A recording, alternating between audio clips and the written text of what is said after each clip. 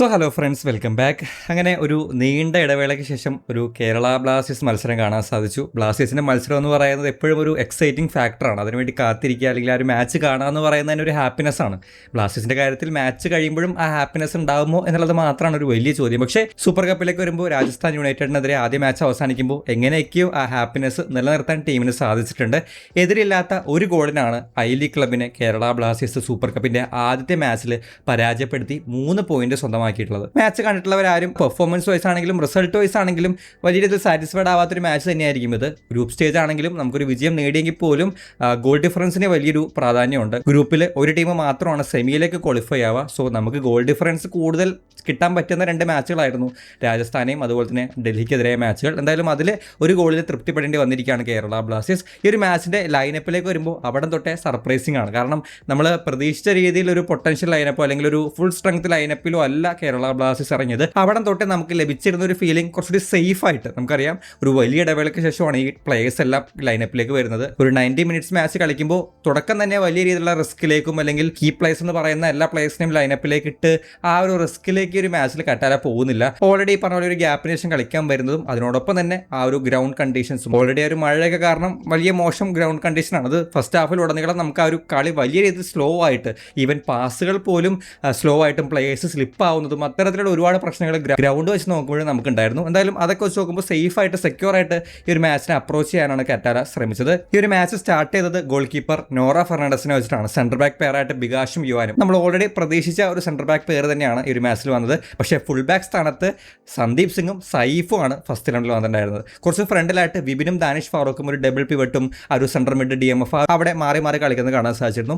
Left വിങ്ങിൽ Nihal Sudheesh വന്നു, right വിങ്ങിൽ കോറോ Singh വന്നു, ഏറ്റവും ഫ്രണ്ടിൽ ഒരു സ്ട്രൈക്കറായിട്ട് ഒബിയേറ്റയും അതിന് പിറകിലായിട്ട് ലൂണയും വന്നു. ഒരു ഫ്രീ റോൾ അല്ലെങ്കിൽ ഒരു പോക്കറ്റ് റോൾ എന്നൊക്കെ പറയുന്ന ഒരു ഹോളിൽ കളിക്കുന്ന രീതിയിൽ ലൂണയും വന്നു. ഫസ്റ്റ് ഹാഫ് നമ്മൾ ടോട്ടൽ എടുത്ത് നോക്കുമ്പോൾ നേരത്തെ പറഞ്ഞ പോലെ വളരെ സ്ലോ ആയിട്ടാണ്. ഇവൻ ബിൽഡപ്സ് ആണെങ്കിലും മുന്നേറ്റങ്ങളാണെങ്കിലും പാസ് ആണെങ്കിലും അവിടെ എല്ലാം ആ ഒരു ഗ്രൗണ്ടിൻ്റെ പ്രശ്നത്തിനോടൊപ്പം തന്നെ ടീമിൻ്റെ ആ ഒരു ഒത്തിണക്കമില്ലായ്മയും നല്ല രീതിയിൽ കണ്ടിട്ടുള്ള ഒരു ഹാഫ് തന്നെയായിരുന്നു. പല സമയത്തും ഒരു 5-6 പാസ് തികച്ച് കളിക്കാൻ ടീമിന് സാധിക്കുന്നുണ്ടായിരുന്നില്ല. അതുപോലെ തന്നെ ഓപ്പണന്റിനെ വലിയ രീതിയിൽ ഭീഷണിപ്പെടുത്തുന്ന രീതിയിലുള്ള ഷോട്ടുകളോ ഓൺ ടാർഗറ്റ് ഷോട്ടുകളോ ഒന്നും നമുക്ക് കാണാൻ സാധിച്ചിരുന്നില്ല. കൂടുതലും കണ്ടുള്ള ഒരു പാറ്റേൺ ഓഫ് മുന്നേറ്റം എന്ന് പറയുന്നത് റൈറ്റ് വിങ്ങിൽ ആ ഒരു സന്ദീപോ അല്ലെങ്കിൽ കോറോ സിംഗോ വരുമ്പോൾ അവിടെ നിന്ന് ആ ഒരു റൈറ്റിലേക്ക് കളിക്കുന്ന ത്രൂ ബോൾസ്, ഡാനിഷ് ഫാറൂഖ് അത്തരത്തിലൊരു ത്രൂ റിസീവ് ചെയ്യുന്ന കാണുന്നുണ്ട്, ലൂൺ അത്തരത്തിലൊരു ത്രൂ റിസീവ് ചെയ്യുന്ന കാണുന്നുണ്ട്. അങ്ങനെ വിങ് ഓവർലോഡ് വെച്ചിട്ട്, അതും ലെഫ്റ്റിൽ വലിയ കാര്യമായിട്ട് നമ്മൾ കണ്ടില്ല, റൈറ്റിലാണ് അത്തരത്തിലുള്ള മൂവ്മെന്റ്സ്. അതുവഴി 1-2 തവണ നമ്മൾ ബോക്സിനകത്തേക്ക് വരെ എത്തുന്നുണ്ടായിരുന്നു. ലൂണയുടെ ഒരു ക്രോസ് ട്രൈ ഉണ്ടായിരുന്നു, ഡാനിഷ് ഫാറൂഖ് അകത്തേക്ക് പാസ് കൊടുക്കാൻ ശ്രമിക്കുന്നുണ്ടായിരുന്നു. അങ്ങനെയെല്ലാം കുറച്ചുകൂടി ആ ഒരു വൈഡിലൂടെ മുന്നോട്ട് പോകാനുള്ള ശ്രമം, ഗ്രൗണ്ട് ബോളുകൾ കൊണ്ട് തന്നെ വൈഡിലൂടെ മുന്നോട്ട് പോകാനുള്ള ശ്രമങ്ങളാണ്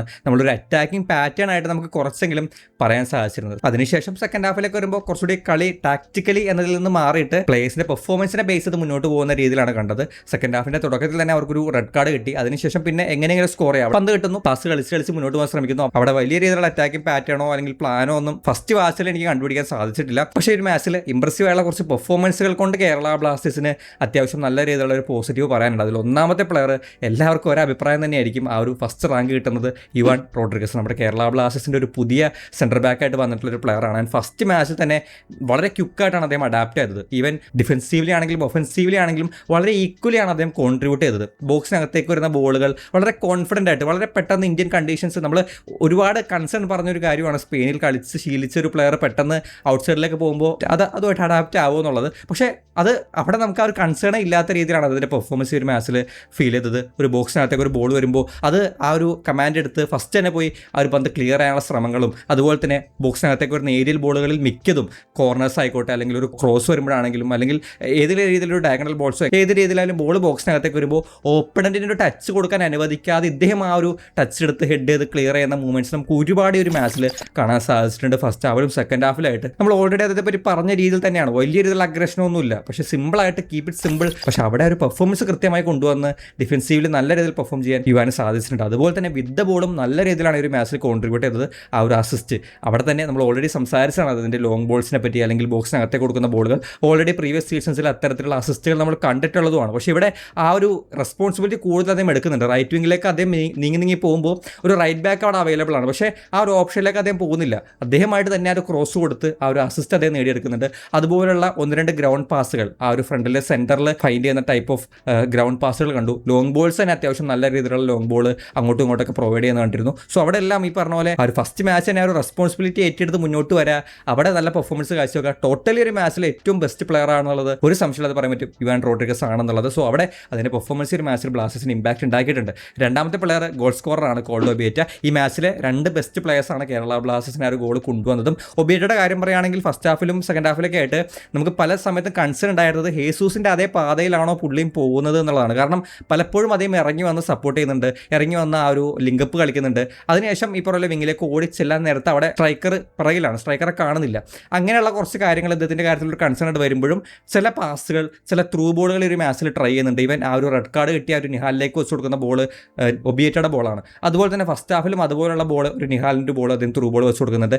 1 ടച്ച് പാസ്, നമ്മൾ അത് ഓൾറെഡി അദ്ദേഹത്തെ പറ്റി ഒരു സ്പെഷ്യാലിറ്റി ആയിട്ട് പറഞ്ഞതാണ്. ബോക്സിനകത്ത് വെച്ചിട്ട് ലൂണയ്ക്ക് ഒരു 1 ടച്ച് പാസ് അദ്ദേഹം കളിക്കുന്നുണ്ട്.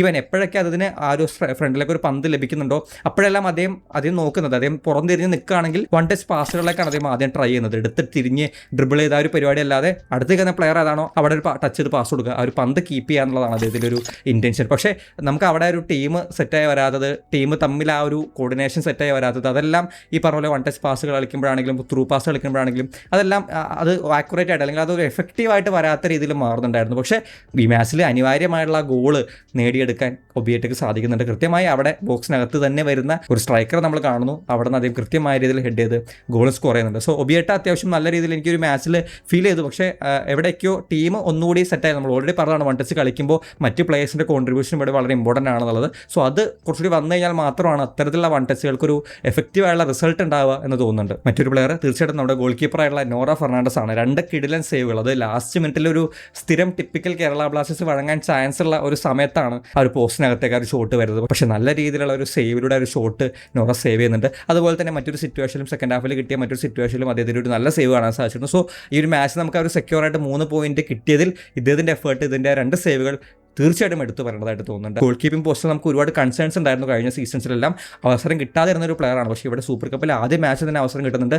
അതിനെ ന്യായീകരിക്കുന്ന രീതിയിലുള്ള ഒരു പെർഫോമൻസും നോറ കാഴ്ചവെക്കുന്നുണ്ട്. ഇനി അങ്ങോട്ടും ഇതേ പെർഫോമൻസ് കാഴ്ചവെക്കുകയാണെന്നുണ്ടെങ്കിൽ ഗോൾ കീപ്പിംഗ് ഡിപ്പാർട്ട്മെൻറ്റിലുള്ള നമ്മുടെ കൺസേൺസ് കുറയാൻ അത് കാരണമാവും എന്ന് തോന്നുന്നുണ്ട്. അതുപോലെ തന്നെ ഫസ്റ്റ് ഹാഫിൽ ദാനിഷ് ഫാറൂഖ് ആണെങ്കിലും വിപിൻ ആണെങ്കിലും അവർ ഈ 2 പ്ലേയേഴ്സിനും കൃത്യമായി ബോൾ ഹോൾഡിംഗ് അല്ലെങ്കിൽ ബോൾ ക്യാരി ചെയ്യുക, ബോൾ അത് ടോട്ടലി കേരള ബ്ലാസ്റ്റേഴ്സിൻ്റെ പല പ്ലേയേഴ്സിനും സാധിക്കുന്നുണ്ടായിരുന്നില്ല ഫസ്റ്റ് ഹാഫിൽ. പക്ഷേ ഡിഫൻസീവിൽ വരുന്ന സമയത്ത് ദാനിഷ് ഫാറൂഖിൻ്റെ എഫേർട്ടുകൾ തീർച്ചയായിട്ടും അപ്രീഷിയേറ്റ് ചെയ്യേണ്ടതാണ്. അത് എല്ലാ മാച്ചിലും അങ്ങനെ തന്നെയാണ്. പന്ത് റിക്കവർ ചെയ്താണെങ്കിലും ആ ഒരു എഫേർട്ട് ഇട്ട് ഇറങ്ങി വരുന്നതാണെങ്കിലും പന്ത് റീകളക്ട് ചെയ്ത് ഗോൾ കീപ്പറിലേക്കും ബാക്കിലേക്ക് പാസ് കൊടുക്കുന്ന കാര്യത്തിലൊക്കെ ദാനിഷ് ഫാറൂഖ് എപ്പോഴും മികച്ച തന്നെ പെർഫോം ചെയ്യാറുണ്ട്. പക്ഷേ വിത്ത് ബോളാണ് അദ്ദേഹത്തിന് വലിയ രീതിയിൽ ഇൻഫ്ലുവൻസ് ഉണ്ടാക്കാൻ സാധിക്കാതെ പോകുന്നത്. അത് ഈ മാച്ചിലും റിപ്പീറ്റ് ആവുന്നുണ്ട്. വിപിൻ്റെ കാര്യത്തിലൊക്കെ വരുമ്പോഴും വിപിനും ഹോൾഡ് ചെയ്യാനും പന്ത് ഈ പറഞ്ഞ പോലെ മാനേജ് ചെയ്യാനും പാസുകൾ കൊടുക്കാനൊക്കെ ശ്രമിക്കുന്നുണ്ട്. പക്ഷേ ഗ്രൗണ്ട് മോശമാണ്. പിന്നെ അദ്ദേഹവും ഒന്ന് സെറ്റായിട്ടില്ല എന്ന് തോന്നുന്നുണ്ട് ഈ മാച്ചിൽ. അദ്ദേഹത്തിൻ്റെ ഭാഗത്തുനിന്നും വലിയ രീതിയിലുള്ള ആ ഒരു പെർഫോമൻസ് വന്നതായിട്ട് തോന്നിയില്ല. ലൂണയാണെങ്കിൽ ഫസ്റ്റ് ഹാഫിൽ കുറച്ചുകൂടി അദ്ദേഹത്തിൻ്റെ പാസുകൾ അല്ലെങ്കിൽ 1-2 ത്രൂ ബോളും പിന്നെ ക്രോസുകൾ അദ്ദേഹം വെച്ചു കൊടുക്കാൻ ശ്രമിക്കുന്നത്, സെറ്റ് പീസിലൂടെ നല്ല ചാൻസ് ദാനിഷ് ഫാറൂഖിന് വെച്ചു കൊടുത്തിരുന്നു. പക്ഷേ സെക്കൻഡ് ഹാഫിലേക്ക് പോകുന്തോറും അദ്ദേഹം ഡൗണായി അവസാനമൊക്കെ എത്തുമ്പോൾ ഒന്നും ചെയ്യാൻ പറ്റാതെ അല്ലെങ്കിൽ അതിന് ഉള്ള ആ ഒരു എനർജി ഇല്ലാത്ത രീതിയിലാണ് ലൂണെ കണ്ടത്. അതും ഇപ്പോൾ ഒരു ഫസ്റ്റ് മാച്ച് വലിയ ഗ്യാപ്പിന് ശേഷം കളിക്കുന്നതുമായി ബന്ധപ്പെട്ട ഫിറ്റ്നസ് ഇഷ്യൂസ് ആയിരിക്കും എന്ന് പ്രതീക്ഷിക്കാം. സൈഫിലേക്ക് വരുമ്പോൾ സൈഫ് 90 മിനിറ്റ്സ് ഈ ഒരു മാച്ചിൽ കളിച്ചു. സന്ദീപിനെ സബ്ബായിട്ട് അമ്മയെ കൊണ്ടുവന്നു. പക്ഷേ എനിക്ക് തോന്നുന്നു അതൊരു സേഫായിട്ട് കളിച്ചതിൻ്റെ ഒരു ഭാഗമായിട്ട് അല്ലെങ്കിൽ ഒരു ബാക്കിൽ വലിയ ഇഞ്ചുറി കൺസേൺസിലേക്കോ അല്ലെങ്കിൽ തുടക്കം തന്നെ മറ്റ് പ്ലേയേഴ്സിനെ പരീക്ഷിച്ച് അവർക്ക് ആ ഒരു വർക്ക് കൊടുത്ത് അവരൊരു മെയിൻ പ്ലേയേഴ്സിനെ കുറച്ചുകൂടി സേഫായിട്ട് കീപ്പ് ചെയ്ത് ഈ മറ്റ് പ്ലേയേഴ്സിന് അവസരം കൊടുത്തതുപോലെയാണ്. പക്ഷേ അവിടെ സന്ദീപ് 1-2 സിറ്റുവേഷൻസിൽ അദ്ദേഹം കളിക്കുന്നുണ്ട്, നല്ല ത്രൂ ബോൾസ് കൊടുക്കുന്നുണ്ട്. ക്രോസുകളിലേക്ക് ഒരു അവസാനമൊക്കെ എത്തുമ്പോൾ അദ്ദേഹത്തിൻ്റെ പതിവ് ഇനാക്യുറേറ്റ് ക്രോസുകൾ കണ്ടിരുന്നു. സൈഫും ഡിഫൻസീവിൽ എങ്ങനെയൊക്കെ മാനേജ് ചെയ്തെന്ന് പറയാം. പക്ഷേ വലിയ രീതിയിലുള്ള ഇമ്പാക്ട് അവിടെയും സൈഫിന് ഉണ്ടാക്കാൻ സാധിച്ചില്ല. സെക്കൻഡ് ഹാഫിൽ പിന്നെ വന്നിട്ട് ഇമ്പാക്ട് ഉണ്ടാക്കുന്ന ഒരു പ്ലെയർ എയ്മനാണ്. അദ്ദേഹത്തിൻ്റെ ആ ഒരു സബ് വന്നതിന് ശേഷമുള്ള 1-2 സിറ്റുവേഷൻസിൽ നമ്മൾ എയ്മനെ കണ്ടുള്ളൂ. പക്ഷേ ആ സിറ്റുവേഷനിൽ എയ്മൻ അത്യാവശ്യം നന്നായിട്ട് ആ ഒരു കോൺട്രിബ്യൂഷൻ കൊടുത്തിട്ടുണ്ട്. നോവ സദോയിനും വലിയ രീതിയിൽ ഈ ഒരു മാച്ചിലൊന്നും ചെയ്യാൻ പറ്റാതെ പോലെയാണ്. നമ്മൾ പ്രതീക്ഷിച്ചതാണ് ഒരു സൂപ്പർ സബായിട്ട് സെക്കൻഡ് ഹാഫിൽ നോവ സദോനെ കാണുമെന്നുള്ളത്. ഓപ്പൺ ടീമിലെ പ്ലേയേഴ്സ് കൃത്യമായിട്ട് നോവയെ മാർക്ക് ചെയ്യുന്നുണ്ടായിരുന്നു. സോ നോവക്കും വലിയ രീതിയിലുള്ള ഇമ്പാക്ട് ഉണ്ട് ഈ ഒരു മാച്ചിൽ ഉണ്ടാക്കാൻ പറ്റിയിട്ടില്ല. സോ ടോട്ടലി നേരത്തെ പറഞ്ഞ പോലെ നമ്മുടെ മെയിൻ പ്ലേയേഴ്സ് തിയാഗോ അൽവസിന് നമ്മൾ ഈ സ്ക്വാഡിൽ കണ്ടിട്ടില്ല. അവർക്കെല്ലാം പതിയെ മാത്രം ഒരു ഗ്രൗണ്ടിലേക്കും ലെവണിലേക്കും കൊണ്ടുവന്ന് തൽക്കാലം ഈ പറഞ്ഞ പോലെ റിസ്ക് കുറവുള്ള, ഇവർക്ക് ഇഞ്ചുറി പറ്റിയാലും നമുക്ക് മെയിൻ പ്ലേയേഴ്സ് ഇപ്പോഴും ഉണ്ട്. ടാക്ടിക്കലി ആണെങ്കിൽ ഒരുപാട് കാര്യങ്ങളൊന്നും ട്രൈ ചെയ്യാൻ ഗ്രൗണ്ട് കണ്ടീഷനും ആപ്റ്റ് ആയിരുന്നില്ല, പ്ലേയേഴ്സിൻ്റെ പെർഫോമൻസും സെറ്റ് ആയിരുന്നില്ല. നമുക്ക് വിലപ്പെട്ട 3 പോയിന്റ് കിട്ടി. അടുത്ത മാച്ചിൽ ഗോൾ ഡിഫറൻസും ഇമ്പ്രൂവ് ചെയ്യാൻ ടീം ശ്രമിക്കേണ്ടതുണ്ട്. ഏറ്റവും അവസാനം മുംബൈ സിറ്റി എഫ്സിക്കെതിരെ ചുരുങ്ങിയതൊരു സമനിലയെങ്കിലും നേടിയെടുക്കാൻ സാധിച്ചു കഴിഞ്ഞാൽ ഒരുപക്ഷെ നെക്സ്റ്റ് റൗണ്ടിലേക്ക് ബ്ലാസ്റ്റേഴ്സിന് സാധ്യതയുണ്ട്. ഇപ്പോഴേ ഈ ഒരു ടീമിനെ വെച്ചിട്ട് ISL ടീമുകൾക്കെതിരെ വന്ന എന്താവും, ഐ ലീഗ് ടീമുകളോട് പോലും കളിക്കാൻ പറ്റുന്നില്ല, അത്തരത്തിലുള്ള വിമർശനങ്ങളിലേക്ക് പോകാൻ ടൈം ആയിട്ടില്ലെന്ന് തന്നെയാണ് എനിക്ക് തോന്നുന്നത്. എന്തായാലും ISLൊക്കെ ആകുമ്പോഴേക്കും ടീമിന് കൂടുതൽ മാച്ച് എക്സ്പീരിയൻസ് കിട്ടി സെറ്റായി വരുമെന്ന് പ്രതീക്ഷിക്കാം. എന്തായാലും ഈ ഒരു മാച്ചിനെ പറ്റിയുള്ള നിങ്ങളുടെ അഭിപ്രായങ്ങൾ കമന്റ് ബോക്സിൽ ഷെയർ ചെയ്യാൻ ശ്രമിക്കാം. നമുക്ക് എന്തായാലും മറ്റൊരു കാണാം. ബൈ.